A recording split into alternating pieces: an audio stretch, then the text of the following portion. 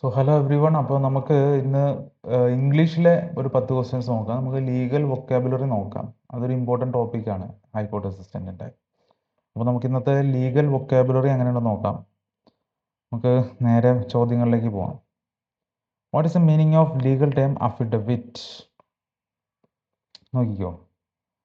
A legal notice issued by court, a written statement made under oath, a document transferring ownership of property, a police complaint. എന്താണ് affidavit? തിരിച്ചു വരാം, ആ ക്വസ്റ്റ്യനിലേക്ക് തിരിച്ചു വരാം. അടുത്ത question. Legal term bail refers to a punishment given by court, temporary release of an accused person pending trial. മിക്കവാറും ഇതായിരിക്കും. Permanent acquittal from criminal case അല്ല. A fine impose by court. So B ആണ് answer, രണ്ടാമത്തെ. Bail എന്ന് പറഞ്ഞാൽ temporary release of an accused person pending trial. What does the legal term plaintiff? Plaintiff means what? A person against whom a case is filed, a person who files a civil lawsuit, a police officer investigating a case, a witness in a criminal case. Plaintiff. അറിയില്ല, നമുക്ക് നോക്കാം. നാലാമത്തെ question നോക്കാം. Legal term defendant refers to a judge hearing a case, a lawyer representing the government, a person against whom a legal action is brought. So ഇതായിരിക്കണം, കാരണം ഒരു legal action ഒരാൾക്കെതിരെ എടുത്തിരിക്കുകയാണ്, അപ്പോൾ അയാൾ പ്രതിയാവുകയാണ്. അപ്പോൾ അയാൾ ഒരു വാദത്തിനെ ഡിഫെൻഡ് ചെയ്യല്ലേ. അപ്പോൾ അതുകൊണ്ട് മിക്കവാറും അതായിരിക്കണം defendant, person giving evidence in court. അതായിരിക്കില്ല, സി ആയിരിക്കാനാണ് സാധ്യത. ഇനി what is the meaning of jurisdiction? A legal document signed by a judge, the authority of a court to hear and decide a case, a type of criminal offense, a written agreement between two parties.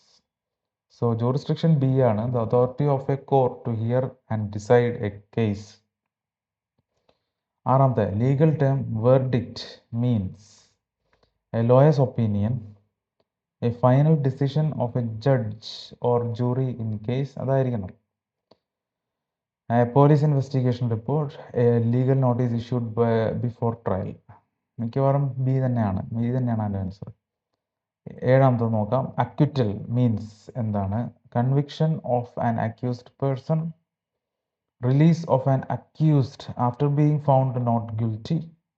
Acquittal അതാവാനാണ് സാധ്യത. Temporary suspension of a sentence, transfer of a case to another court, release of an accused after being found not guilty. അതാവണം.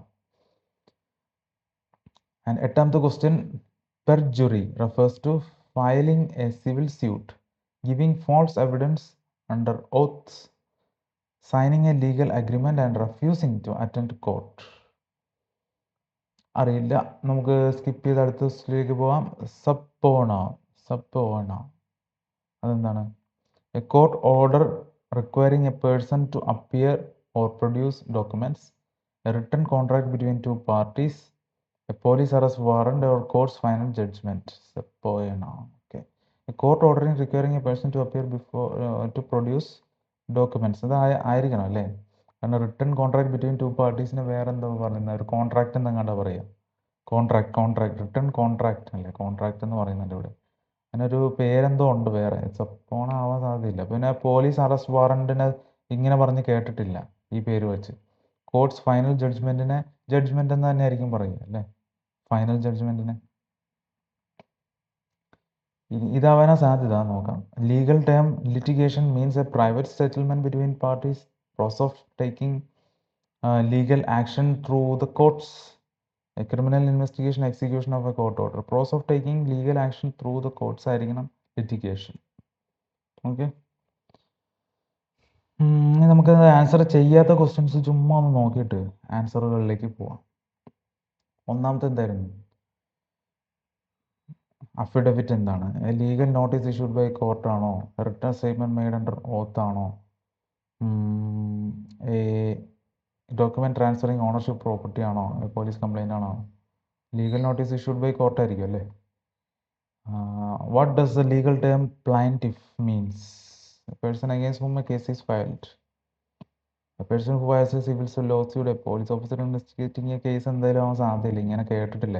Police officer C നമുക്ക് eliminate ചെയ്യാം. A witness in criminal കേസിന് ഇനിയിപ്പോൾ അങ്ങനെ പറയുമെന്ന് നമുക്കറിയില്ല. ക്രിമിനലും മിക്കവാറും ഇതായിരിക്കും അല്ലേ, ബി ആവാനായിരിക്കും സാധ്യത. നോക്കട്ടെ. ഇനി നമ്മൾ ആൻസർ ചെയ്യാത്തത് എട്ടാമത്തെയാണ്. Perjury, filing a civil suit, giving false evidence under oath, signing a legal agreement, refusing to attend court. നമുക്കൊരു പിടിയില്ലല്ലോ, ഇതിനകത്തൊന്നും ചെയ്യാൻ പറ്റില്ല. പക്ഷെ എന്തെങ്കിലും ഒരു ആൻസർ ചുമ്മാ മാർക്ക് ചെയ്തേക്കാം. ഗിവിംഗ് ഫോൾസ് എവിഡൻസ് ആവാൻ സാധ്യതയുണ്ടെന്ന് നോക്കാം. മിക്കവാറും ബി ഒന്നും നമുക്കറിയില്ല, പിന്നെ ബി ആൻഡ് സി ഏതെങ്കിലും ഒരെണ്ണമായിരിക്കും ആൻസർ. അങ്ങനെയുള്ള ലോജിക്കിലാണ് നമ്മളിത് ചെയ്തത്. സോ നമുക്ക് നോക്കാം. ആൻസേഴ്സ് എന്ന് പറഞ്ഞാൽ അഫിഡവിറ്റ് എന്ന് പറഞ്ഞാൽ written statement made under oath ആണ്. നമ്മൾ പക്ഷേ അവിടെ തെറ്റിച്ചു. നമ്മൾ legal notice issued by court എന്നാക്കി. ആ written statement made under oath ആണ് എന്ത്, അഫിഡവിറ്റ്. അടുത്തത് ബെയിൽ എന്ന് പറഞ്ഞാൽ നമ്മൾ കറക്റ്റ് ചെയ്തിട്ടുണ്ട്. Temporary release of accused person pending trial. ഇനി plaintiff who files a civil law suit, എനിക്ക് തോന്നുന്നു അത് നമ്മൾ കറക്റ്റ് ആക്കിയിട്ടുണ്ടെന്ന് തോന്നുന്നു അല്ലേ. A person who files a civil law suit, നമ്മളത് കറക്റ്റ് ആക്കിയിട്ടുണ്ട്, പ്ലയൻറ്റിഫ്. അപ്പോൾ അത് കറക്റ്റായി. ഇനി ഇത് ഓർത്ത് വെച്ചോ, നമ്മുടെ ലക്ഷ്യം എന്ന് പറഞ്ഞാൽ ഇത് പഠിക്കാന്നാണ്. ക്വിസിൽ കൂടെ ഇത് പഠിക്കുക. അപ്പോൾ person who files a lawsuit, civil law suit എന്ന് പറഞ്ഞാൽ പ്ലാന്റിഫ്. ഇനി അടുത്തത് ഡിഫൻഡന്റ് എന്താണ്, person against whom a legal action is brought അല്ലേ, നമ്മൾ കറക്റ്റ് ആക്കിയിട്ടുണ്ട്. പിന്നെ അഞ്ചാമത്തേന്ന് പറഞ്ഞാൽ jurisdiction, authority of a court to hear and decide case. Okay, no problem.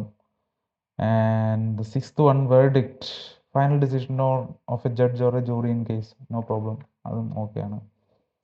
Acquittal, release of an accused after being found not guilty, അതും നമ്മൾ ശരിയാക്കി, no problem. ഇനി perjury, giving false evidence under oath, നമ്മളിത് B or C എന്ന് വെച്ചിട്ടുള്ള ലോജിക്കിൽ just ഒന്ന് mark ചെയ്യുന്നുള്ളൂ. എന്തായാലും ഭാഗ്യത്തിന് ശരിയായെന്നുള്ളല്ല, അത് വലിയ ഒരു സംഭവമൊന്നും നമ്മളിത് ചെയ്തിട്ടില്ല. പക്ഷെ നമ്മളിത് പഠിക്കേണ്ടതെന്ന് വെച്ചാൽ പെർജുറി എന്ന് പറഞ്ഞാൽ giving false evidence under oath, നമ്മൾ പഠിച്ചു വയ്ക്കാം.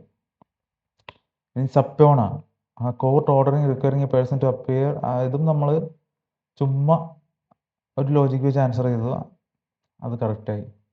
അതായത് ഒരു സബ്പോണ എന്ന് പറഞ്ഞാൽ കോർട്ട് ഒരു പേഴ്സണോട് ഓർഡർ ചെയ്യുകയാണ്, എന്തിന്, കോർട്ടിൽ അപ്പിയർ ചെയ്യാനോ അല്ലെങ്കിൽ ഡോക്യുമെന്റ്സ് പ്രൊഡ്യൂസ് ചെയ്യാനോ കോർട്ട് ഒരു പേഴ്സണെ ഓർഡർ ചെയ്യുന്ന ഒരു പ്രൊസീജിയറാണ് സബ്പോണ. ഇതിൻ്റെ പ്രൊനൗൺസിയേഷൻ ഇങ്ങനെ തന്നെ ആണോ എന്നറിയില്ല, നോക്കാം. And litigation, process of taking legal action through കോർട്ട്സ്, simple അല്ലേ. സോ ഇതിൽ നമ്മൾ കാണേണ്ടതെന്ന് വെച്ചാൽ അത്യാവശ്യമൊക്കെ ലോജിക്ക് വെച്ച് ആൻസർ ചെയ്താലും കുറേയൊക്കെ ശരിയാവുമെന്ന് മനസ്സിലായി. ഒരെണ്ണം തെറ്റിയിട്ടുണ്ട് ലോജിക്ക് വെച്ചിട്ടുള്ള, ബാക്കി മൂന്നെണ്ണം ശരിയായിട്ടുണ്ട്. അപ്പോൾ അതൊരു അഡ്വാൻറ്റേജ് അല്ലേ നമുക്ക്. സോ എപ്പോഴും ലോജിക്ക് വെച്ച് ആൻസർ ചെയ്യാൻ ശ്രമിക്കുക. കുറേയൊക്കെ ബ്ലൈൻഡായിട്ട് കുത്തരുത്, ലോജിക്ക് വെച്ച് കുറേയൊക്കെ ആൻസർ ചെയ്യാൻ ശ്രമിക്കുക, അപ്പോൾ കിട്ടും. അപ്പോൾ ഇന്ന് പഠിച്ച ലീഗൽ വൊക്കാബുലറി ഓർത്ത് വയ്ക്കുക. നമുക്ക് വേറൊരു ദിവസം കാണാം. അപ്പോൾ ഇന്നത്തേക്ക് ബൈ.